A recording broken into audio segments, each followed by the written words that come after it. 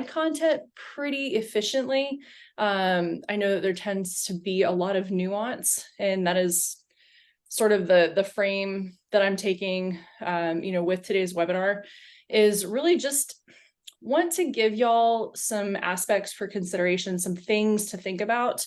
There's a lot of that does go into, planning and prepping for a full Ironman and executing it effectively, but also really sustainably. That's one of the cornerstones that I have for my personal coaching for our athletes is sustainability and joy.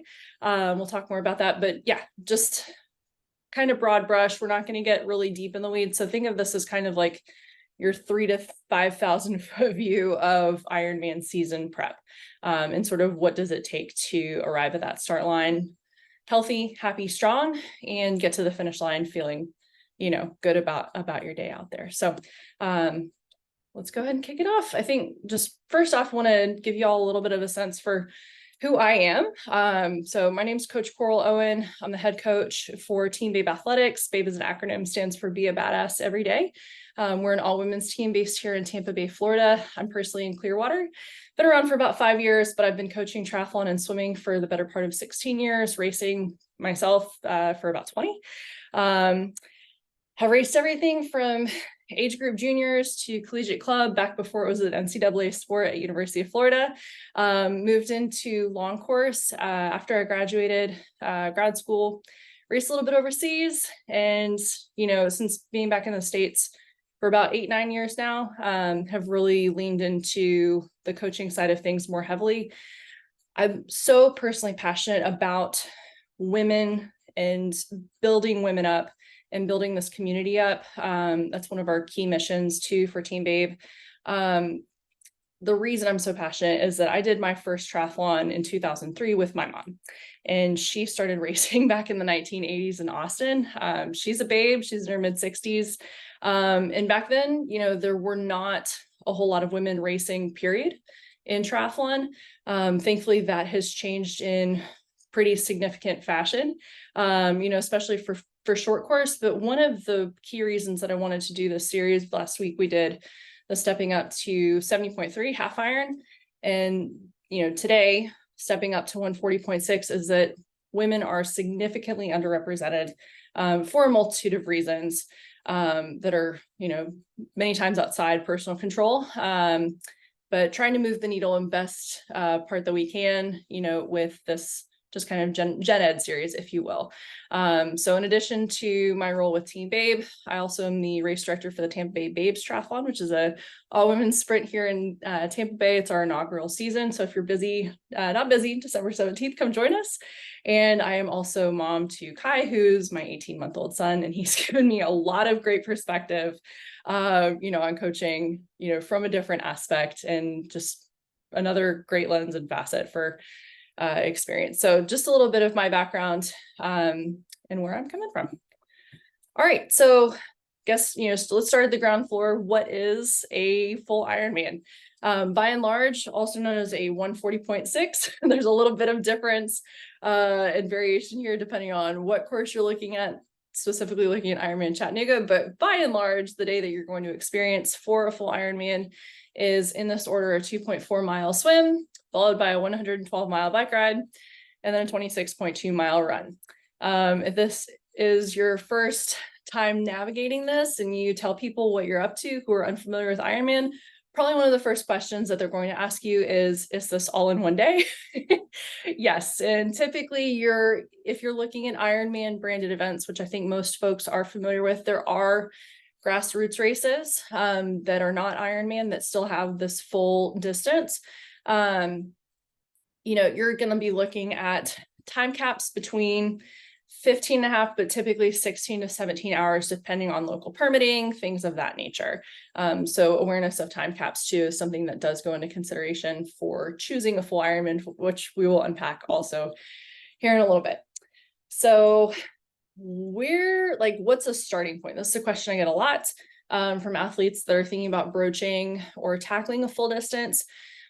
Like I said at the beginning, y'all, everyone is different. There's so much nuance, so much individuality when it comes to determining readiness and what a good launch point is.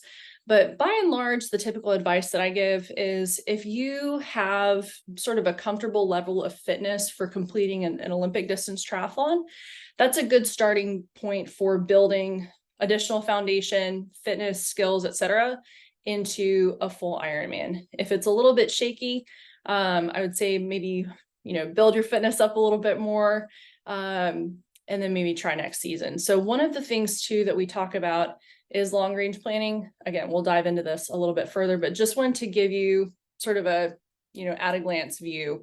But again, there's so much nuance and so much individuality to consider here. So something else that sort of, I think gets lost in conversation that I do want to, bring into focus is, triathlon is a skills-based sport as well.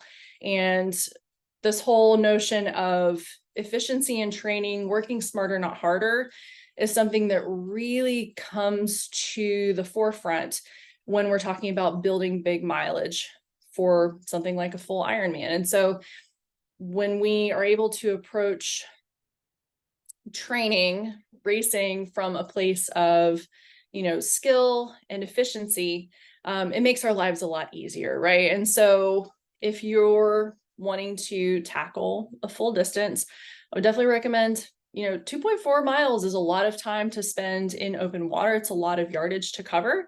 So having comfort in open water, that's sort of a skill set that does require time and, just reps to build. And so building comfort in open water, also from a safety standpoint, open water is a very dynamic situation. So we want to make sure too that you're having a safe day out there. And it also can give you a lot of ease and confidence starting your day strong. So spending time in open water is one of the key things for consideration here in the skill set side. Number two, also just from, a safety standpoint, bike handling. You want to make sure that you are a confident rider, that you're able to navigate safely, both around obstacles and for the consideration of your other athletes on course. And also too, kind of, jokingly, but yeah, like 112 miles on the bike, it's a little bit like a rolling buffet. And so, reaching for snacks and your fuel and your hydration is a really key thing that you need to have down pat, so that you can stay fueled and keep going forward efficiently and effectively throughout your day, both in training and racing.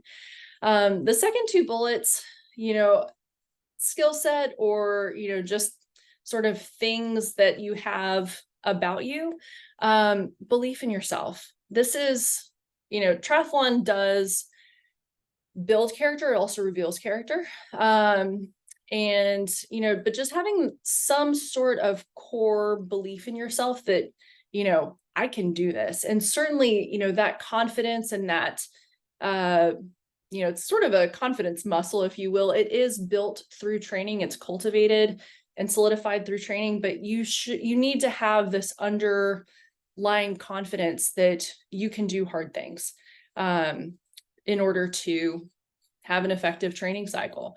Also, this kind of goes hand in hand, commitment to the dream, to the goal, to the journey of, training for 140.6 mile day. It can be grueling at times. It definitely can be a grind.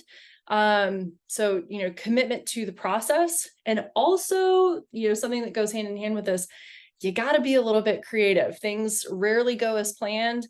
So having that flexibility or that nimble mindset and being creative and, kind of going with the flow is also really key to bring with you into this adventure that is training for a full Ironman. So let's talk about choosing a race. There are so many awesome options out there. This particular photo is from the one and done edition of Ironman Alaska. Coach Amy Anderson does some associate coaching for us. Some of these days can be an adventure. And so, when it comes to selecting a race, there are a few factors that I would invite y'all to take into consideration to set yourself up for the most enjoyable and approachable experience possible. So first off, consider your strengths. Hypothetically speaking, if you are someone that that the swim perhaps is your limiter, a really dynamic ocean, open water swim, if you don't have the opportunity to train in those sorts of conditions, can you set yourself up for success by choosing something that's a little bit more forgiving, like a downriver swim, maybe Chattanooga, maybe the Sacramento Full, things like that. Maybe if climbing is your forte, go for a hillier or a mountainous course versus flatland. So just kind of thinking about what are your strengths, what are your limiters, and playing to those rather than having them work against you, especially if you're talking about your first time around the block. It's not, the easy way out. A full Ironman is a full Ironman is a heck of a day, period, any way you slice it. And so thinking of it as setting yourself up for success by playing with those factors is really key. Also, again, travel. What is your tolerance for travel chaos? Okay. If flying with your bike gives you the heebie-jeebies, I wouldn't do it for your first full. Perhaps consider instead, what is a course that is within driving distance to you reasonably? So 8 to 10 hours is about what I would suggest radius wise, from your doorstep. That can be so much more approachable. You're able to pack a lot more, backup items, bring snacks from home.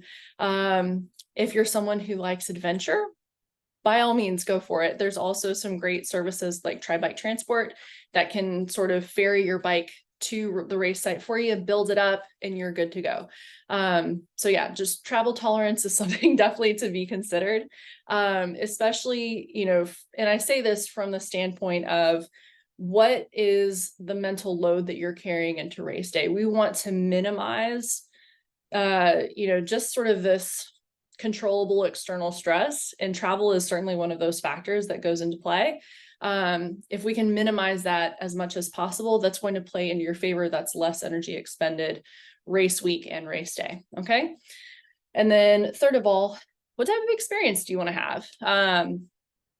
Some folks really love the idea of a racecation, or being able to have family, friends nearby, easily accessible to the race site. So, just some other things to take into consideration if, what do you envision your race day experience to be like, and planning around that accordingly. All right. So let's move into talking a little bit about what this training looks like. If you're just joining, again, I want to reiterate, there's so much nuance and individuality here. I've coached multiple athletes. Like, I've never written the same training plan for someone twice, for different athletes. It's all very individual, but there are a few key considerations when looking at what does it take. Okay. So if you're kind of new to the sport, maybe, again, just speaking in some hypotheticals here. If looking at limiters, okay, so maybe the swim is your limiter. If that is the case, maybe you're swimming more 3-4 days a week versus someone who comes from a D1 swimming background. I've coached athletes that swim 1 day a week because they're time crunched and the swim is their bread and butter. Okay. So to give you an idea of the polarity that it can exist here, pretty standard. You want to be riding at least a couple days a week, a quality midweek session, a longer weekend ride. Of course, that can vary if your schedule, has you more available during the week. But for terms of unpacking this, I'm going to be talking about midweek kind of quality, shorter condensed sessions, and then weekend sort of is your longer mileage. So just looking at experience versus, what type of training you're doing. If you're more experienced, maybe you've got a little bit more balanced approach. Maybe you're swimming a couple times a week, biking a couple times a week, and on your feet 3 to 4. I will say, just from, a frequency standpoint, most athletes, just the time on your feet is something that you really can't skip over. If you're a little bit more injury prone, then maybe we're looking more at the 3 day a week, side of things.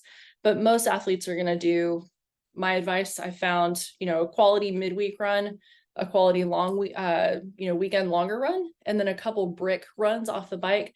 That gives you the frequency, that gives you the time on your feet without excessive fatigue. Okay, so just something to consider. Second thing that we're going to dive into, time crunched versus in like a finish strong versus a little bit more time, or you're maybe looking to podium, qualify for Kona or world championship type slot. There are ways to get creative here. Also, if you are master's athlete, kind of mama, got a lot of stuff going on, maybe falling into this time crunched category. One of the really great strategies that I've used with multiple athletes with great success is actually alternating weeks of long ride, long run. So your overall weekly volume may stay pretty consistent, but we're turning the dials up and down on what the emphasis is week over week, still taking a deload or a drop back week on overall volume every third or fourth week to rest, recuperate, absorb the training that we've done, and adapt and come back stronger. But you don't necessarily need to be looking at doing a long ride and a long run and a long swim every single week. Okay. I'm unpacking it this way so that you'll know what's out there, what you can look for. Be creative. Don't hesitate to step outside the box, of what the typical or best Ironman training plan is, per general conversation. There's a lot more out there, and you can be successful with a lot of different types of training spin ups than what the mainstream conversation is highlighting. Now, if you're looking at, you've got more time, you can push the pace a little bit, maybe you're a little bit more durable as an athlete and can handle more volume, you've got a little bit more experience or depth in your fitness we can look at adding maybe third or fourth swim, second workouts throughout the week, etc. As far as time, what time how much volume are we doing per week? If you're on the time crunch side of things, keeping in mind too that we're starting at the lower end. And of course, as you're building those long rides, long runs particularly, we're going to trend towards a higher volume than what we started with hours per week wise. Starting point, maybe we're looking at a 20 to 24 week build for most Ironman athletes in training. I find beyond that window of 24 weeks, we start getting into just a little bit of flatness or mental fatigue. And we want to keep things focused, but have a progressive window. And that seems to be the sweet spot for most people. So perhaps at the beginning, if you're one of these time crunched or just want to finish feeling strong, feeling good about your day, maybe we're starting with 5 to 7 hours a week. And this is across swim, bike, run, and something that I also incorporate for all of our athletes too is strength. I think, there's a lot of great evidence-based research out there that really underscores the importance of strength for female endurance athletes, as athletes, but also taking the holistic approach of long-term well-being and health. We need to not be neglecting that strength aspect. So we're looking at, 5 to 7 hours at the low end. Maybe we're building, I've had as low as 10 to 11, but 10 to 12 on those peak weeks, it tends to be about the sweet spot. If you're, more experienced, you want to push the pace a little bit, you've got more time on your hands, you're more durable. Maybe we're looking starting point, somewhere around 7 to 9 hours at the beginning of that 20 to 24 week window. And we're building into perhaps 14 to 16. I've had some athletes go as high as 18. That is a rarity. You do run into, at some point, diminishing returns for your investment. You're better off recovering a little bit harder. So I know that's a lot. We could have a whole talk just on this topic and still have, material left over. Does anybody have any particular questions about this before we kind of tick into the next aspect? Oh, Helen, I just saw your question. I'm sorry. I think I touched on that. So looking back, so somebody was asking, how long do I need to train for a full Ironman? 6-9 months. So we've got some folks on here too that were saying, you're looking at an Ironman 2025 season. That is awesome. Figuring out where you want to go, especially with a full Ironman, you can take this 2-3, we've even done 5-year windows with certain athletes that are starting from square one, just starting their, triathlon journey. You want to figure out, where are your limiters? How can you become more efficient, more effective, and just more durable in that season or so leading up? And then if you're stepping, or if you're at kind of like a year out, this is also something that you can take a look at in those, 6 to 8 months prior. Like I said, as we're getting into that 20 to 24 week out window, that's really where I'm training for an Ironman vibe starts. And that's our focus. That's your race block. But there is a lot of preparation and foundational work and skill building that can essentially level you up and supports your Ironman training. Think of it, rather than starting at the ground floor, say, Ironman is the 20th story, in a building, we're traveling up a high rise, instead of starting at the ground floor and traveling 20 stories in 20 to 24 weeks, that preparation work is perhaps going to get you to floor 8, floor 10. So you can really, really focus in on moving those last 10 stories progressively, sustainably. Okay. I hope that makes sense. So Elmira, did you have a question? You guys can Yes, I have a question. Do you hear me? Yes. Yeah, go ahead. Oh, Thanks. awesome. So basically the question is, what do you think about age difference? There is young athlete, there is like not so young athletes, and there is mature athletes. What about this? Yes, that's a great consideration. So let's unpack this a little bit. I've coached, and I'm just going to speak from my personal experience. There's a lot of great literature out there as well, but just kind of personal practice. What do we employ? I've coached athletes in their 20s, gunning for Kona slots, and I've coached gals in their early 70s, looking to finish their first, full Ironman. There is a difference, in ability to recover, volume that, these athletes can handle. As we get into sort of the masters category or grandmaster, 50, 60 plus, it's definitely doable. If you have the desire, and a little, like I said, some creativity at hand and persistence, there are ways to do it, but we definitely want to take into consideration, a few things. So like I said, one, what is the tolerance for training volume and intensity? What I find is typically with masters athletes or grandmaster, we're spacing that harder kind of quality work out a little bit more to allow for more recovery. We're also placing even heavier emphasis on quality of strength training, of power building across swim, bike, run. And also looking at time on your feet. Again, running is a high impact sport.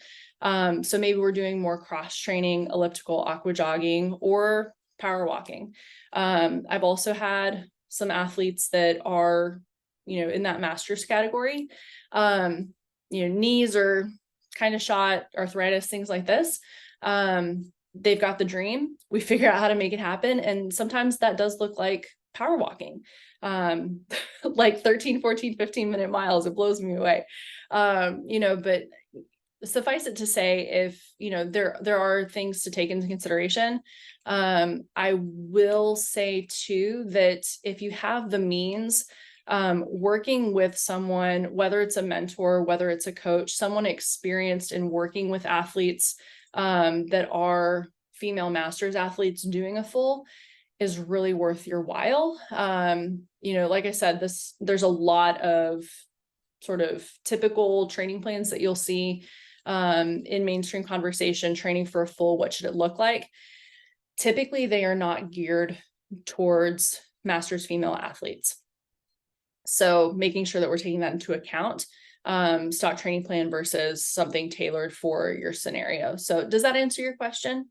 Yes, thank you. So I'm 52. I do have a coach, and also a white elephant, big elephant in the room.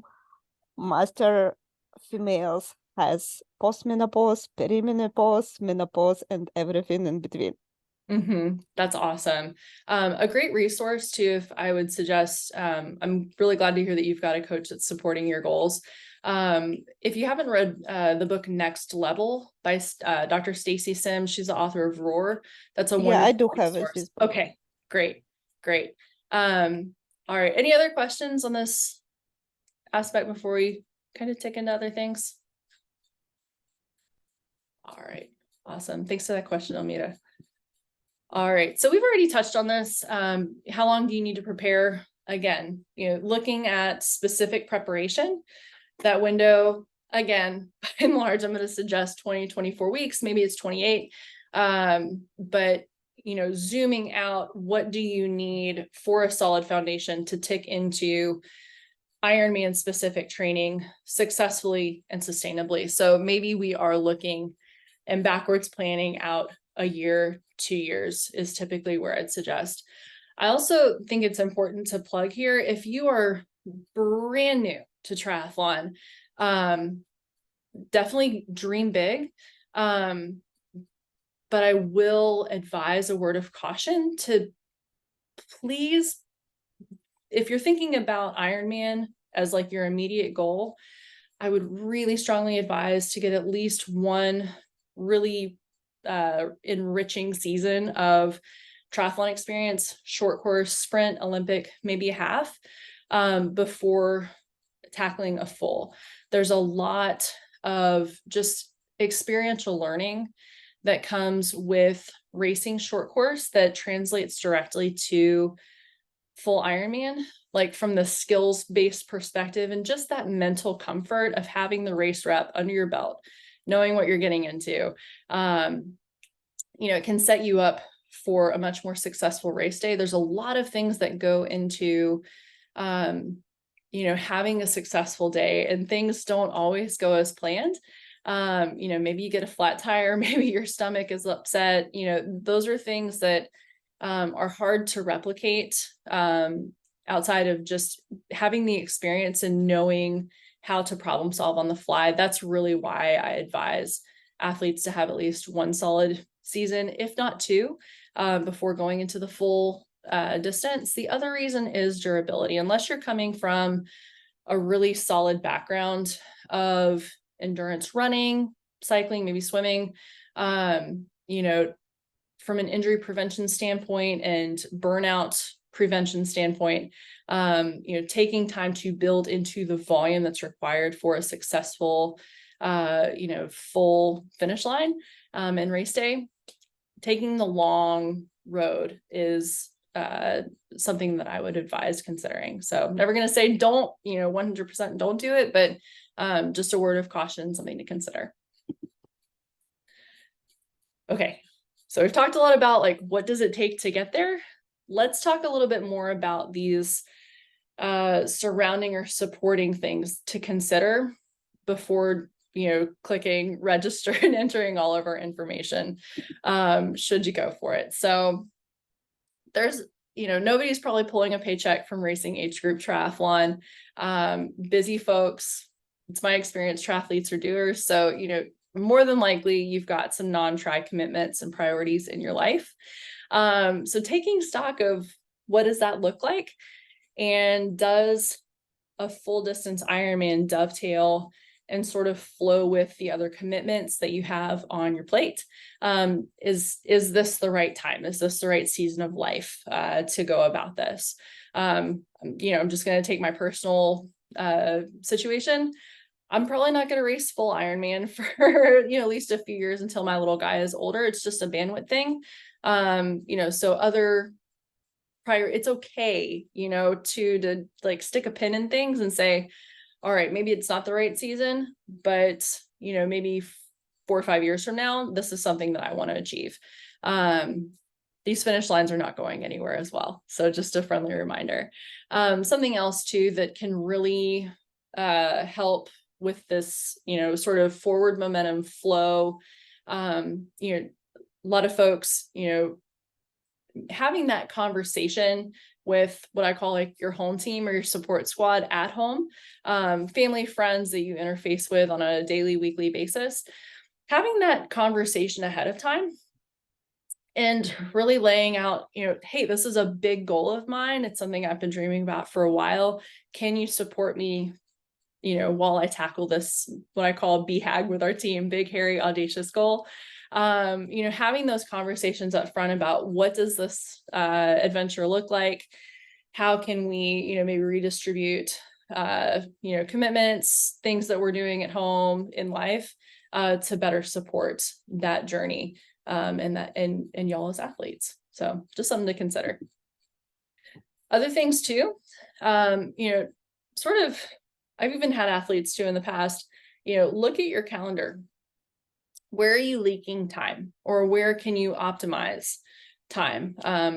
Sometimes there is this sort of plug and play that needs to happen to create space for full distance, not just training, but also recovery. And so, sort of taking stock, what does your week to week look like? And then also the second item of this long range. Okay, so maybe, we're 30 weeks out from race day, things are looking good, but being very, eyes wide open and looking at your calendar as you're heading into that full distance race week or that, final build. What's your calendar looking like? Are there big travel commitments, big life events happening, graduations, marriage, things happening? Is that the best orientation? Do you need to shift your goal race in accordance? And making sure too that, maybe you're not stepping up for a promotion, a couple months before your peak weeks in Ironman, things like that. Just taking stock of your time, your energy. Something else that I like to talk about too, that I think is applicable here. We talk a lot about the stress bucket. Okay. And so if you're unfamiliar with this analogy, what it is we've all got a bucket and, it's probably about this size, right? But all of our things go into it. So, in life, there's positive stress, negative stress, it all goes in the same bucket. And we're pulling things, energy wise, we've got work stuff, we've got family, we've got friends, we've got triathlon, maybe some health stuff too, if you're navigating things along those lines. All of it goes in the same bucket. And so making sure when you're considering tackling this adventure, because it certainly is an adventure of sorts, making sure that you are balancing out your stress bucket and that, looking long range, that maybe it's not going to overflow at some point because you've not accounted for something. Certainly things crop up. But the best sort of, long range consideration that you can take to make sure that you've got the bandwidth and you've got the space and energy to commit to your triathlon endeavors is important. Oh, got a typo here. Should be 140.6 training. Got a question.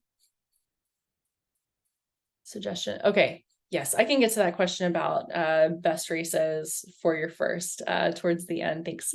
All right. So want to talk a little bit about balancing life and again, full training. 70.3, if, same three key things apply in my opinion. First off, we want to look at quality over quantity. More is not always better.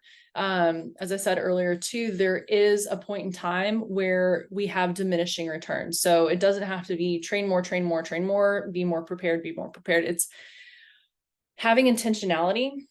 I heard something the other day. It's this idea of working hard on the wrong things. That's going to take you far off the course of where you're wanting to head. So if we can have intentionality and work smartly on or intelligently on the things that are priority and of import, That's going to get us way farther down the line towards where we want to go successfully and sustainably so, versus just working really hard, training a lot, and maybe heading towards burnout. Okay. So we want to, again, arrive at the start line happy, strong, and confident, and not burnt out, overwhelmed, and just passionless for triathlon.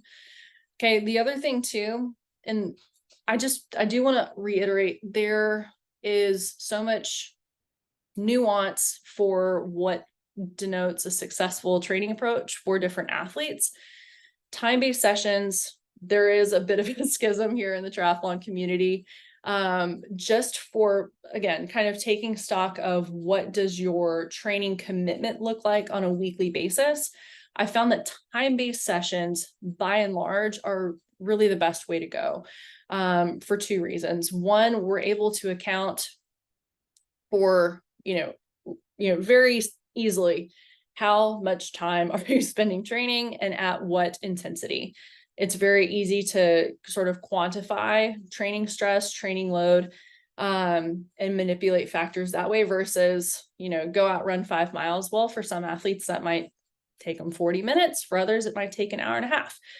So there's a lot of variability with a mileage-based approach. So, again, accounting for training stress and training load and being able to adjust that is reason number one for time-based sessions. The second consideration too is just planning purposes. If you know that you've got an hour run, you can figure out where to slot that in the day a little bit more easily than, like I said, maybe it's a 5 mile run. Okay, well, is it tempo? Is it easy? Is it, walk, run, effort? There's a lot that goes into play in figuring out how long that might take. So just to straight up say you've got an hour run today, it helps athletes plan better. And we can just get on with our lives a little bit more quickly. A third thing, we've already, hammered on this pretty in-depth, planning ahead, just knowing what you're looking at, and where you're going, and also cluing in your support team, your home crew about, hey, this is what I'm up to this week, or, the next couple of months, just set you up for success in managing priorities in and around triathlon. Okay, so I have heard folks say in the past, well, triathlon, it feels like a really selfish endeavor. I'm spending a lot of time on my bike, away from, friends, family, etc. Bringing people in is so important with this. There is a lot of solo effort in finishing and tackling a full distance Ironman. But the community is really what makes a sport the best sport, in my opinion. And so one, just for, like I said earlier, sustainability of keeping on chipping away at this thing day in, day out, making sure that you've got people on your side is really key. If you have folks that you can, train with, train among, makes it a lot more fun. So bringing, figuring out too, like ahead of time, or maybe it's in the process, who is your support squad? How are you helping? How are you getting help and support in achieving your goals? Are you bringing family and friends in and around you? Are you tapping into a local tri club? Do you have a coach, mentor, or solid sounding board? There's plenty of other, folks too. Mental health counselors, nutritionists, dietitians, physios, massage therapists, et cetera. The list could go on.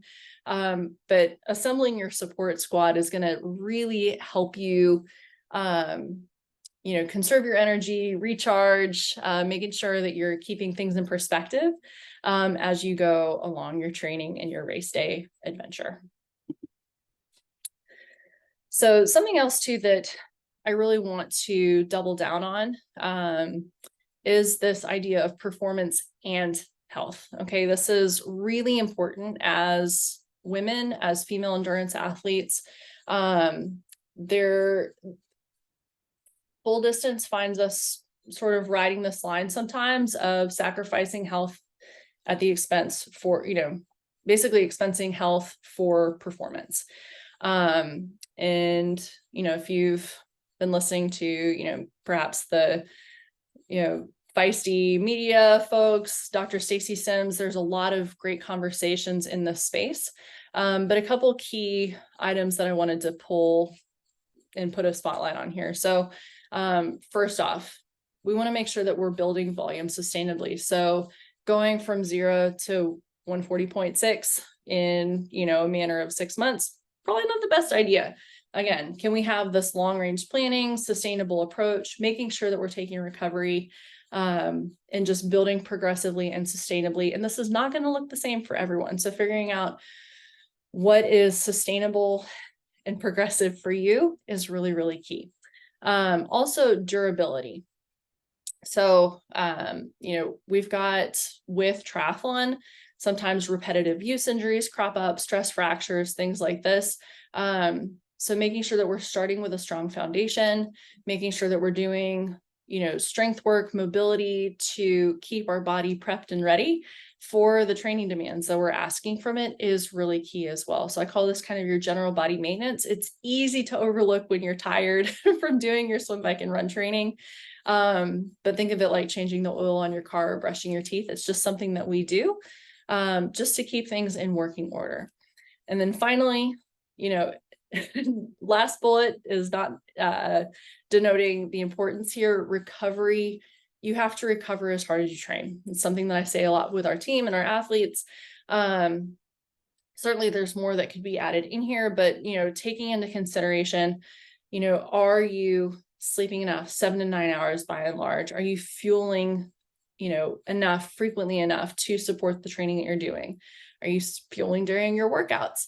That's really key. And then also, recovery, making sure that you are taking those deload or drop back weeks to absorb the training. If you're newer to training principles, it's this idea of adaptation. So we're stressing the body as we're, increasing volume, intensity, depending on where you're, what sort of training flow you're looking at. Maybe we're building for a couple of weeks, maybe it's 3, and then we're taking a deload week where we're cutting our volume, maybe intensity a little bit as well. That lets your body, like I say, absorb the training. You're recovering, your body's adapting. It's, reinforcing ligaments and rebuilding muscle and rebuilding bone. And it's literally in accordance to the stress that you're placing on it during those build weeks. So during that drop back week, want to double down on all of these recovery modalities. And, this is the 98% of your recovery, like recovery boots and cryotherapy and all of those things. Those are great. But if we're not getting these 3 key fundamentals right, all of that is really, sort of wasted effort and energy. We want to focus on the core and then supplement as needed with those sort of 1 to 2% factors for recovery. All right. I want to make sure that we've got time for questions. So I'm going to just keep plugging away. We've got a couple more things to consider. So a little bit more on background as far as where am I coming from here. So I did my first Ironman in 2015. I was in my mid-20s. I was pretty broke, not broke, but pretty budget conscious, if you will. And I also come from, started my triathlon era when, heart rate monitors didn't come out till I was 8-10 years deep into triathlon. Garmin GPS watches, not so much a thing. So, having this orientation, I like to think I've got a pretty good sense for what is a need versus a nice to have.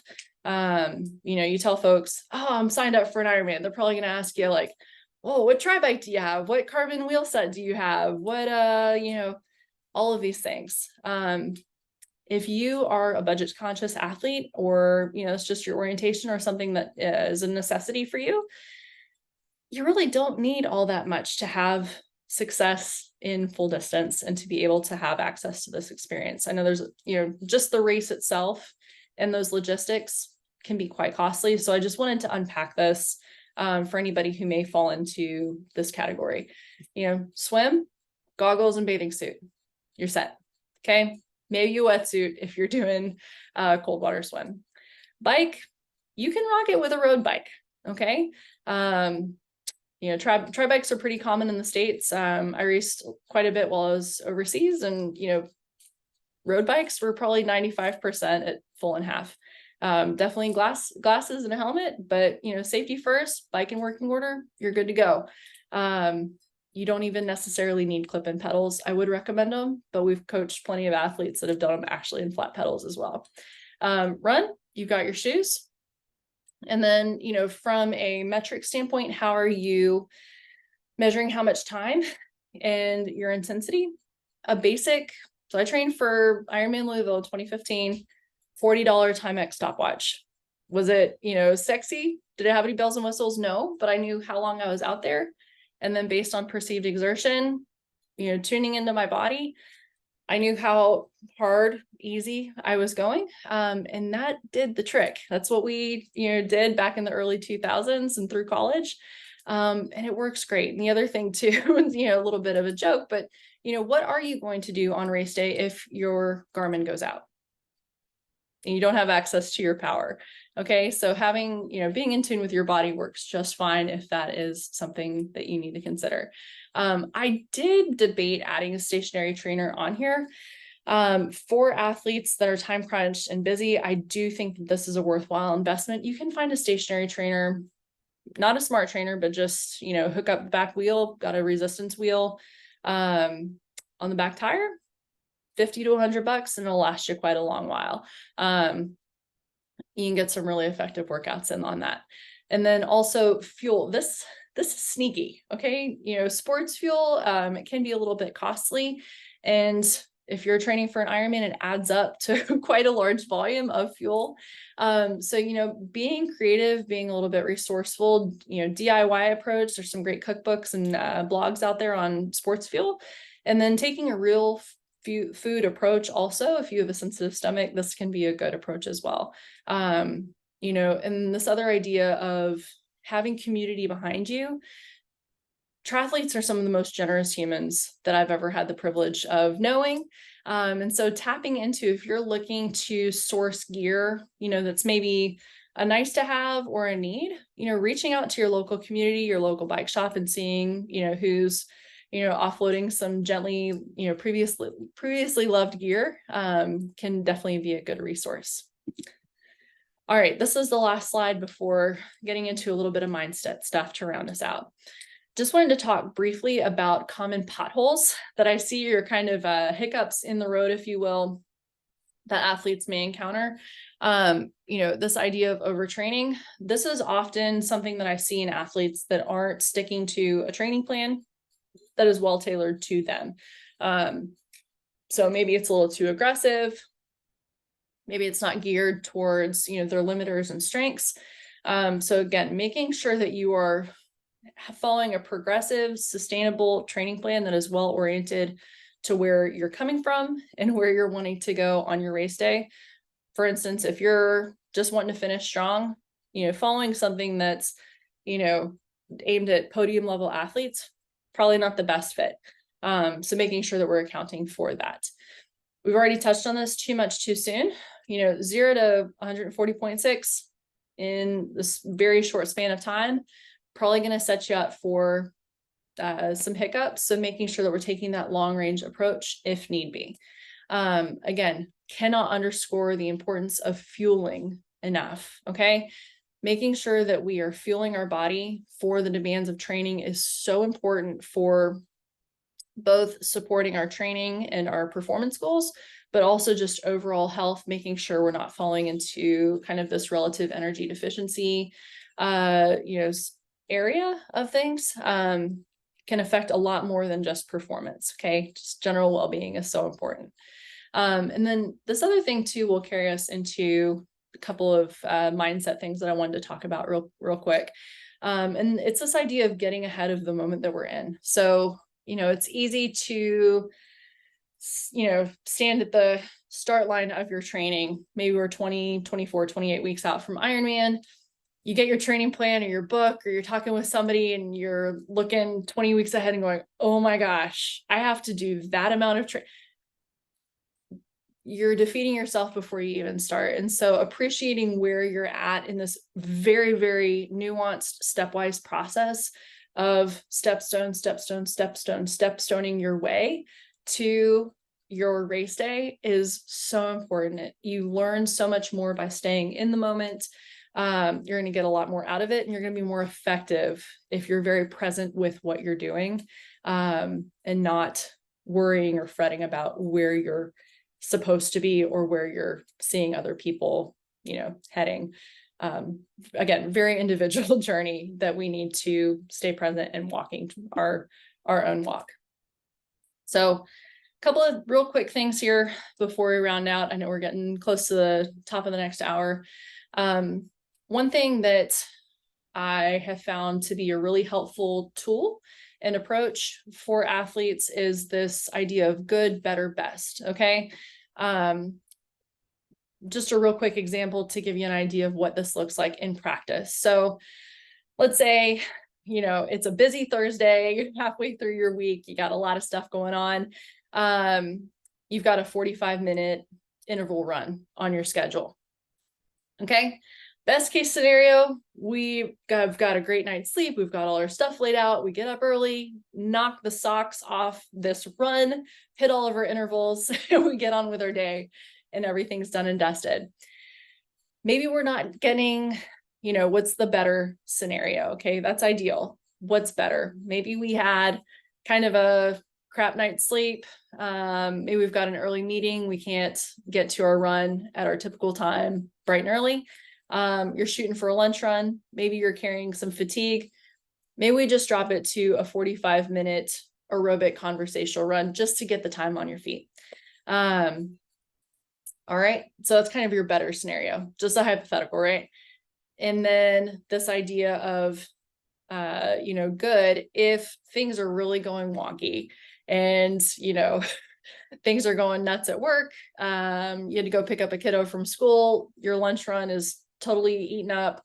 No chance. Maybe we're squeezing, maybe it's a 25-minute run, after the end of your day, before, evening activities, just kind of shake it out. That is, that 25-minute easy run, maybe a couple pickups. That's maybe your good scenario for the day. So, halfway ticking the box versus not at all is something that can really help us stay on track and keep that momentum going. It doesn't have to be perfect all the time. Rarely is it perfect preparation. But this idea of staying nimble, keeping this good, better, best mindset, I found to be really helpful for athletes, especially navigating quite the long road to Ironman race day. Okay. Final thing real quick is a mantra that I've personally found to be very grounding. And we already touched on this a little bit of not getting ahead of ourselves. But this idea of staying very present in the moment that you're in. Presence gives us patience, and there's a lot of patience. There's a lot of enduring that comes with pursuing a full Ironman. It's an incredible adventure, incredible journey. It will take you places deep within inside yourself. You get a lot of alone time too. And it's easy, very, very easy to, get into these 6-7 hour rides, 2, 3, 4 hour runs maybe, and you're halfway to 3/4 through and you're just, dear God, I wish this was over.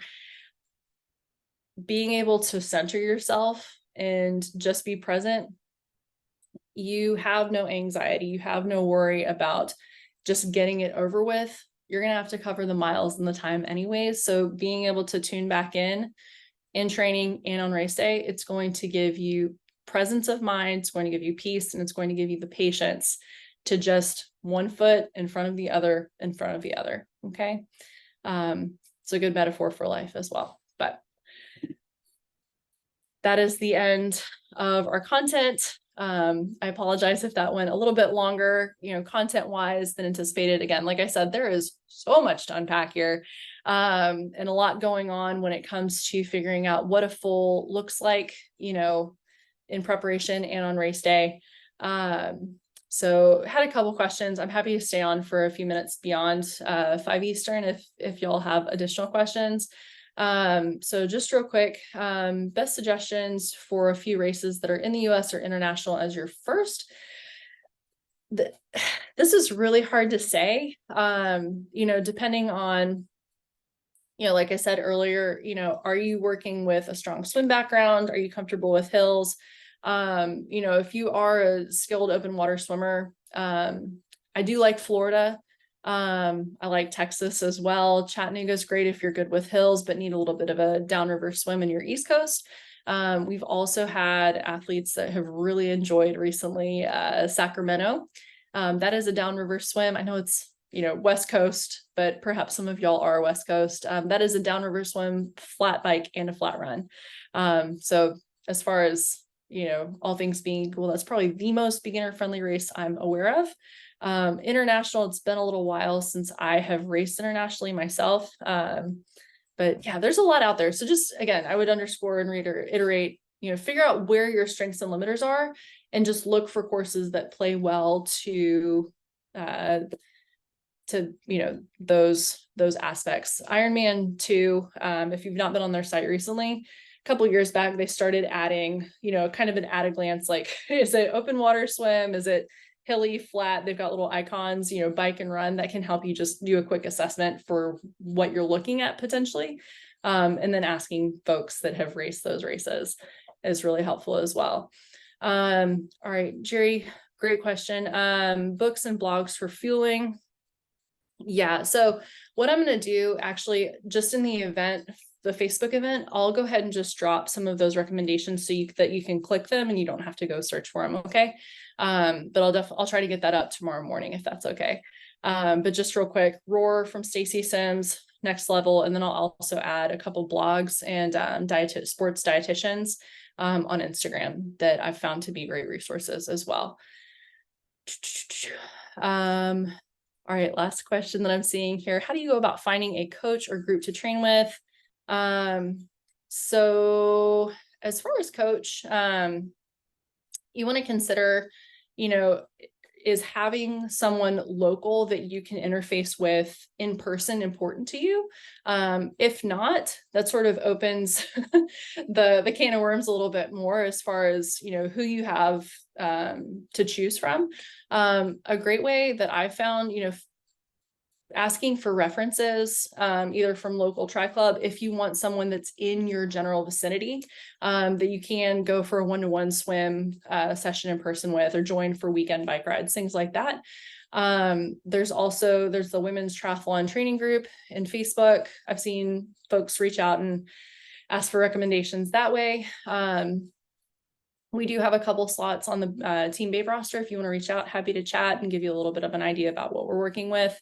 But yeah, it's, there are so many types of athletes and so many types of coaches and approaches. Just finding one that fits you well is going to be really important.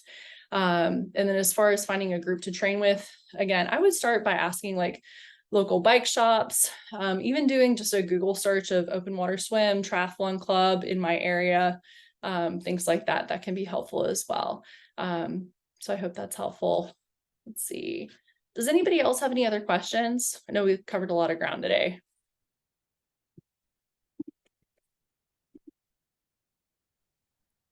How to fuel enough and still lose weight? So there's a lot to unpack there. I will just say from my personal experience, I never broached the topic of weight loss with athletes. I've coached athletes of all sizes, and you can be extremely successful at any size. And being well fueled is key for success. And so if, weight loss is something that you need to explore for health reasons, medical professionals advising it, things like that, I would walk that road and that journey separately from endeavoring a full Ironman. I would not advise doing them at the same time, but that's outside my scope of practice to touch on. Okay.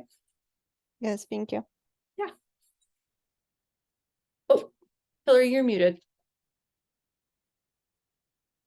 I I was diagnosed with REDS because I thought losing weight was so important and I wanted to look good in my kit. And bam, I had a heart attack and I had kidney trouble. Holy And yeah, and nobody, the cardiologist